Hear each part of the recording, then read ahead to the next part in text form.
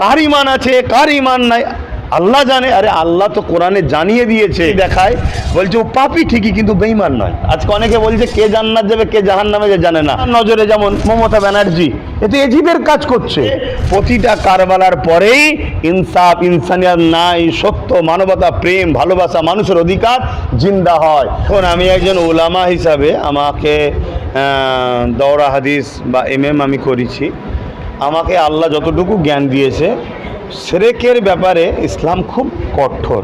শিরক বলতে আল্লাহ মহান স্রষ্টার সঙ্গে অংশীদারি করা। অতএব হযরত ওমর ফারুক হুজুর বলেছেন, যে কোনো ধর্মের মানুষ হোক, তার সুখে দুঃখে বিপদ আপদে সাথ দাও, তার ধর্মের বিষয়ে, ধর্ম কাজের বিষয়ে সেখানে তোমরা পার্টিসিপেট করো না। এবং কোরআনে শিরকের গুনাহকে মাফ করা হয় না এ বিষয়ে আল্লাহ পাক, এবং শিরক সব থেকে বড় জুলুম এ বিষয়ে আল্লাহ বলেছে।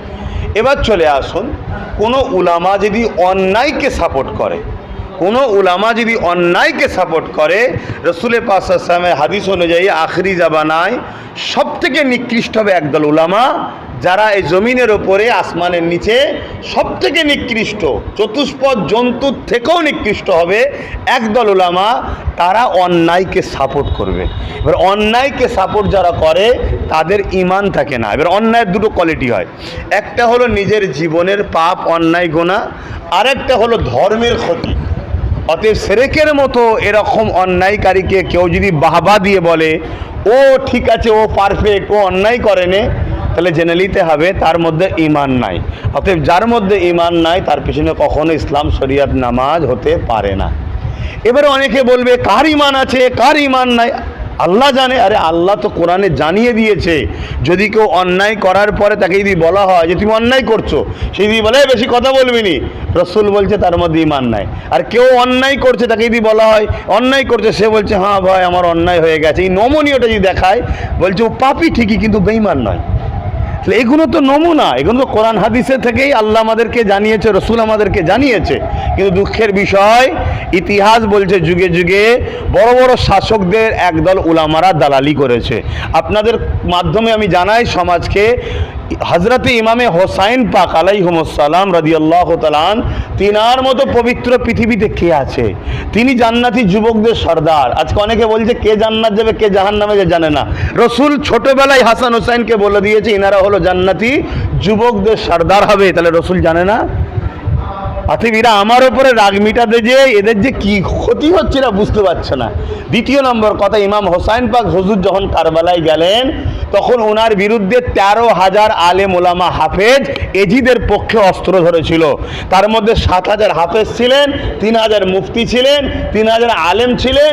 তারা এজিদের পক্ষে সামান্য পদ, সামান্য অর্থের জন্য ইমাম হোসাইন হুজুরের বিরুদ্ধে অস্ত্র তুলেছে। তাহলে ইমাম হোসাইন হুজুরের বিরুদ্ধে যদি অস্ত্র তুলতে পারে, তাহলে আজকে এই জালিম অত্যাচারী আজকে যারা এজিদ রয়েছে, আমার নজরে যেমন মমতা ব্যানার্জি, এতে এজিদের কাজ করছে। মোদি এতে এজিদের কাজ করছে। জালিম শাসককে তো এজিদ বলা হয়। অতএব এদের পক্ষে যেসব উলামারা রয়েছে, আমরা আজকে আশ্চর্য হবার কিছু নেই। সেদিন যদি ইমাম হোসাইনের বিরুদ্ধে দাঁড়িয়ে এজিদের পক্ষে থাকতে পারে, তাহলে এদের পক্ষে থেকে হোসাইন হুজুরদের বংশের আওলাদ আমরা, আজকে আমাদের বিরুদ্ধে ন্যায়ের পক্ষে যারা কথা বলবে, সাধারণ গরিব মানুষ বা সাধারণ মানুষ তাদের বিরোধী করবে, এটা আশ্চর্য হবার কিছু নেই।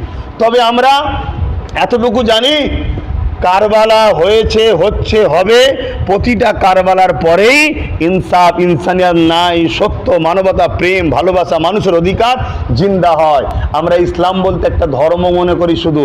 ইসলাম একটা জীবন ব্যবস্থা, যেখানে সমস্ত শান্তি, ন্যায়, সত্য, ইনসাফ এবং সমস্ত অন্যায়কে খতম করার নাম ইসলাম। দ্বিতীয় নম্বর, আই লাভ মোহাম্মদ সাল্লাল্লাহু আলাইহি সাল্লাম ব্যানার যখন কথাটা তুলেছেন, এই বিষয়ে আমি কয়েকটা কথা আপনাদের মাধ্যমে বলবো। আই লাভ মোহাম্মদ সাল্লাল্লাহু আলাইহি সাল্লাম এই ব্যানার আমরা লিখছি, একটা র্যালি করার জন্য একটা ব্যানার হবে, এটা ঠিক আছে। কিন্তু আমাদের ধর্ম ব্যানারের ধর্ম নয়। আমাদের ধর্ম ফটো, ভাস্যকর, মূর্তির ধর্ম নয়, যে ব্যানারে লিখে দিতে পারলেই যে হয়ে যাবে। হ্যাঁ, একটা প্রতিবাদ করতে গেলে কিসের প্রতিবাদ জানাবার জন্য একটা ব্যানার দরকার, আপনারা করুন। এবং কেউ যদি মনে করেন আমি আমার হুজুরকে ভালোবাসি, এই ব্যানারটা আমার বাড়ির সামনে বা আমার এলাকায় টাঙাবো, কিন্তু তার দায়িত্ব সেটাকে যত্ন করে রাখা। কেন হুজুরের নাম মুবারক এত সম্মান, পুরো পৃথিবীকে যদি এক পাল্লায় রাখা হয় আমার হুজুরের নামের একটা অক্ষরেরও মূল্য হবে না। এটা বাস্তব কথা বলছি। কেন হুজুরের ওসিলায় কায়নাত তৈরি, মহান স্রষ্টা এটা তৈরি করেছে, সেই প্রফেট মোহাম্মদ সাল্লাল্লাহু আলাইহি ওয়াসাল্লাম চিনতে হবে।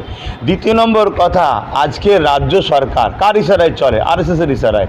অন্য গুজরাটের সরকার চলে কার ইশারায়? আরএসএস ইশারায়। আরএসএসের লক্ষ্য কি? ইসলাম মুক্ত ভারত চাই। অতএব মোহাম্মদ সাল্লাল্লাহু আলাইহি ওয়াসাল্লামের নাম যদি প্রকাশ হয়, জনগণ জানতে চাইবে কে মোহাম্মদ সাল্লাল্লাহু আলাইহি ওয়াসাল্লাম। 10 জন, 20 জন, 50 জন, 60 জন, আস্তে আস্তে অন্য সমাজের মানুষরাও জানতে চাইবে। জানতে গেলে গুগলে সার্চ করবে, সার্চ করতে গেলেই দেখবে যে পৃথিবীর সর্বকালে সর্বশ্রেষ্ঠ মহামানব, যার লাইফ স্টাইল, যার চরিত্র, যার জীবনী, যার আদর্শ, প্রেম, ভ্রাতৃত্ব, ভালোবাসা, মন কী বলে সম্প্রীতি, ঐক্য, মানববন্ধন, কী বলে সাম্য প্রতিষ্ঠিত করেছে, তখন মানুষ দলে দলে তার প্রেমিক হয়ে যাচ্ছে। তাই ব্রিটেন যেমন আমেরিকা যেমন ইসলামকে মিটাতে চাইছে, আমার দেশেও একদল ধর্ম ব্যবসায়ীরা এই শাসকদের ঘরে দিয়ে, ধর্ম ব্যবসায়ীরা শাসকদের ঘরে দিয়ে, আবার বলছি ধর্ম ব্যবসায়ী, ধার্মিক যারা হয় যে কোনো ধর্মের হোক তারা কখনো খারাপ নয়। যারা ধর্ম ব্যবসায়ী হয়, ধর্মের আড়ালে নারীদেহ শোষণ করছে, ধর্ম আড়ালে কুসংস্কার ছড়াচ্ছে, এই শ্রেণীর মানুষরা এই ক্ষমতাশালী শাসকদের ঘরে দিয়ে ইসলামকে মিটাতে চাইছে। কারণ ইসলাম থাকলে এদের ভণ্ডমি খুব শিগগিরই মিটে যাবে।